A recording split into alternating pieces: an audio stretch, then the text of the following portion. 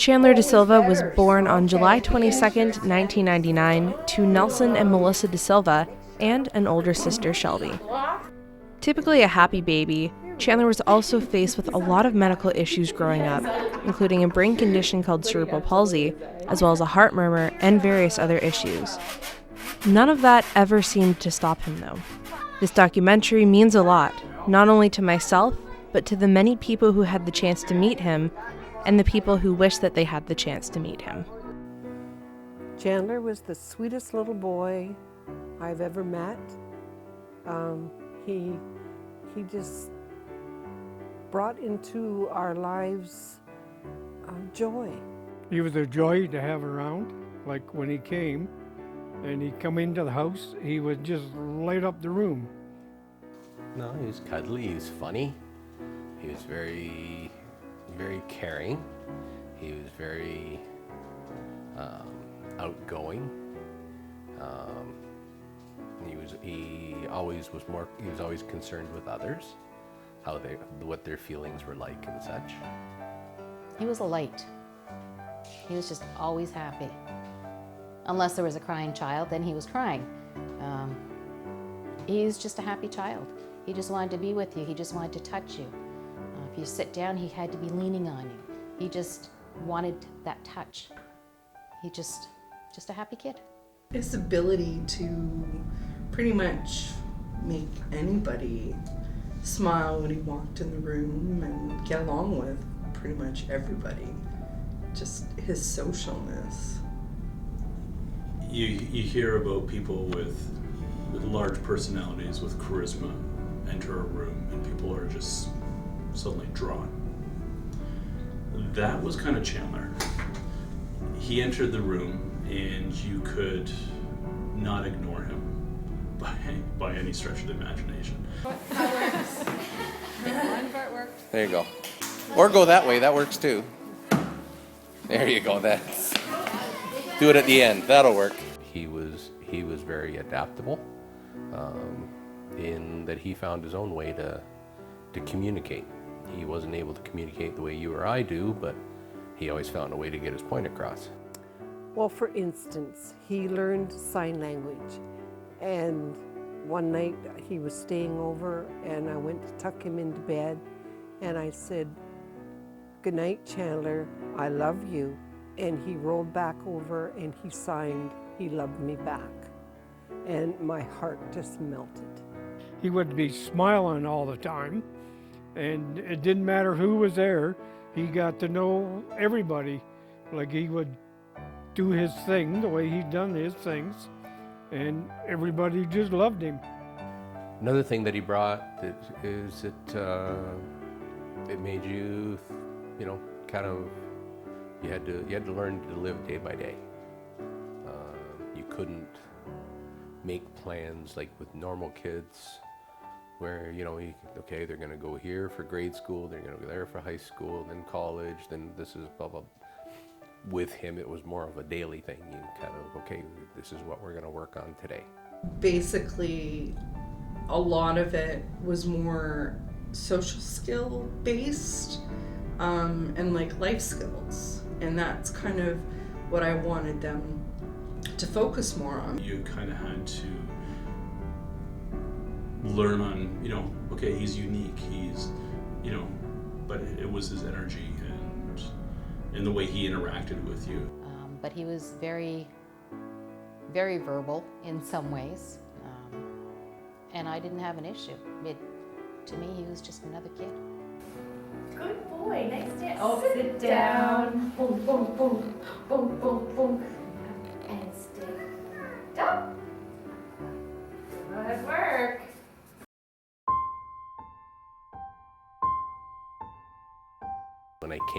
When I got home and the ambulances was in the driveway and the police cars and the police were all here and went into his room, and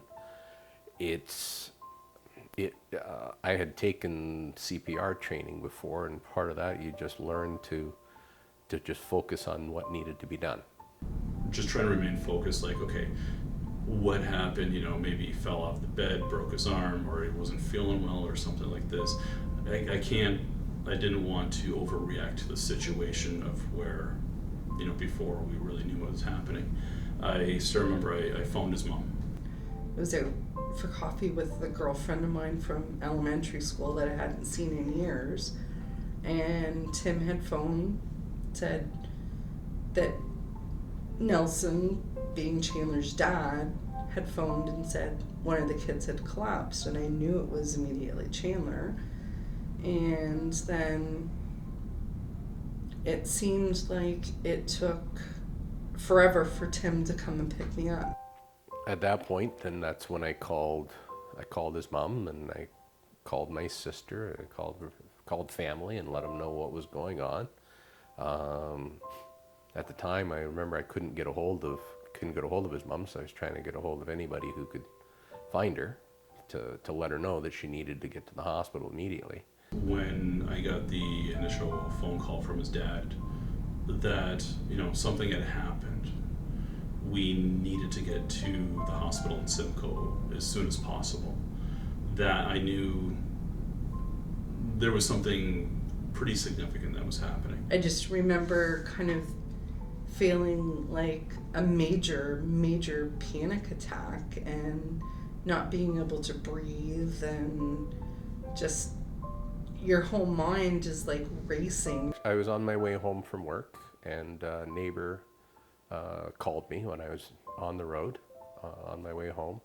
I was about a couple kilometers away from the house, and called me and said, "You need to get home, there's something seriously wrong." I remember I was at work when everything happened, and one of my, actually the owner's daughter came in. She was picking up an order that night, and she's like, "Hey, there's something going on across the street, like right around where one of the employees lives," and my heart just sank, and I'm like, I live right across the street from them.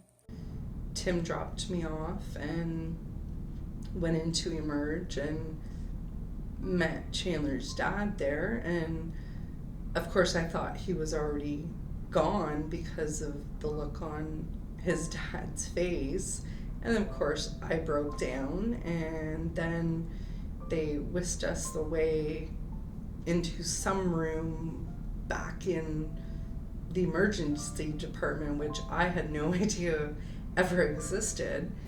They managed to get him stable enough to, and they decided to transport him to London, where they couldn't, because they couldn't do anything more for him in the Simcoe hospital. So they transported him there. So then we basically tried to follow the ambulance to get to the hospital. Because we knew he wouldn't be there for a bit, I took everybody back here to the house. Melissa and Tim, Nelson and myself, we came back here. I made sure everybody had a little bit of something to eat because I knew it was going to be a long night. We talked about what was going on. Tried to make a few arrangements beforehand, and then we all left in one car to go up there.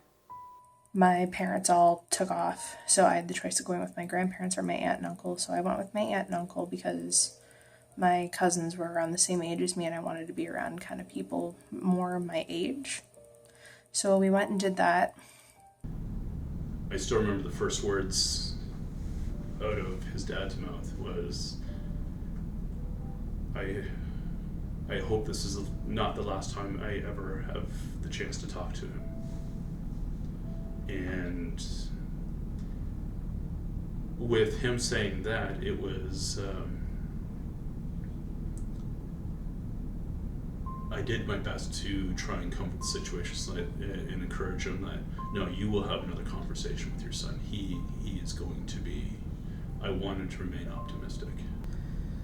They came in to talk to us, and I couldn't understand why we weren't able to go in and see him right away.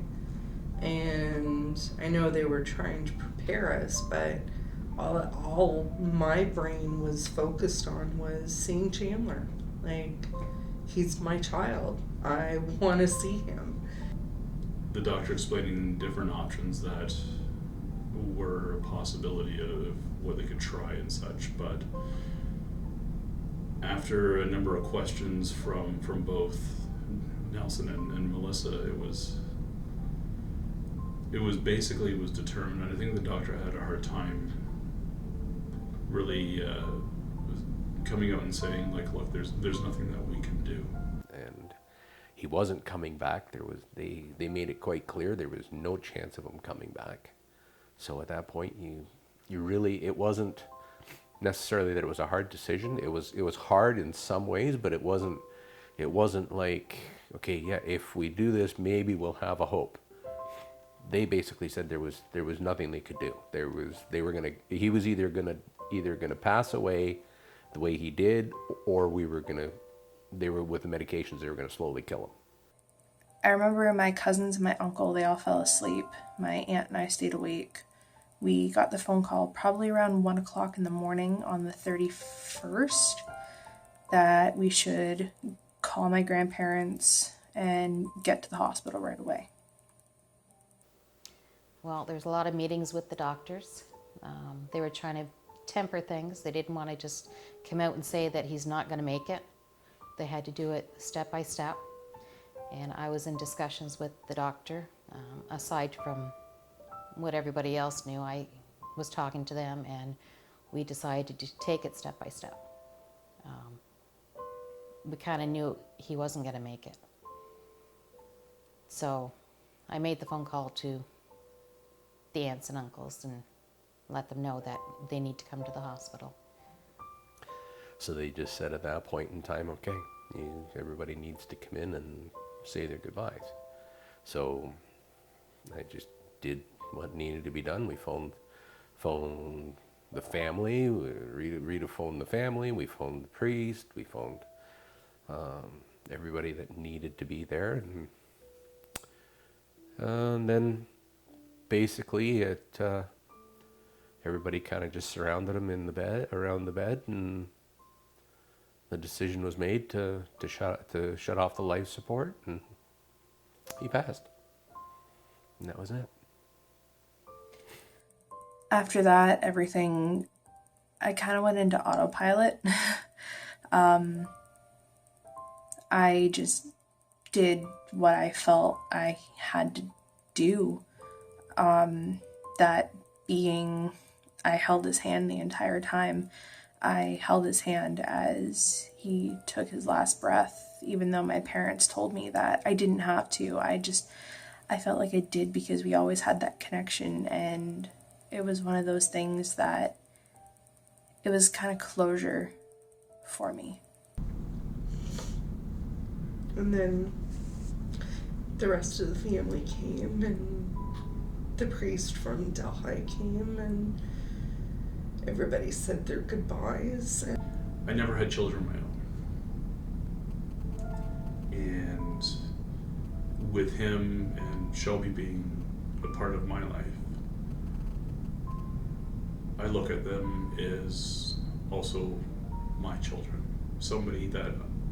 People that I care about, people that I want to have in my life, people that I want to interact with and see grow and become, the great people that they are. I guess one of the biggest things is to realize that, yes, we will always miss him, but we cannot forget about moving forward in our lives and taking the memories of him with us.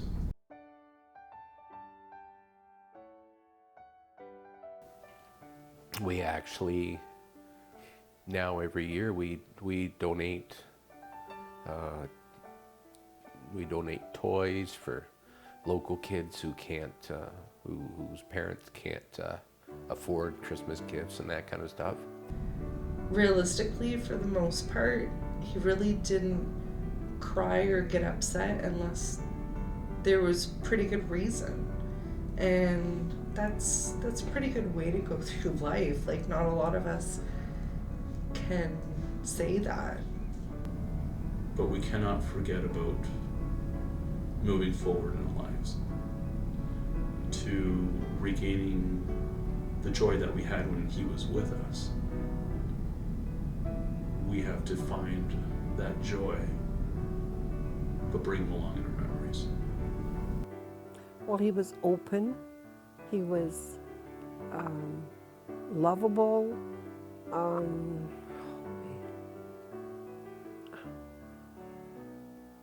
I can't really put it into words. He just was Chandler. Every time he was here, he was happy.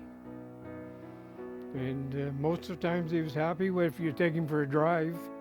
He would remember things, like unbelievable how he could remember. He is here. As my own commemorative gesture, I myself went the route of getting a tattoo to symbolize that he'll always be with me, no matter what. He was absolutely my best friend. The world's gonna miss out on an amazing kid.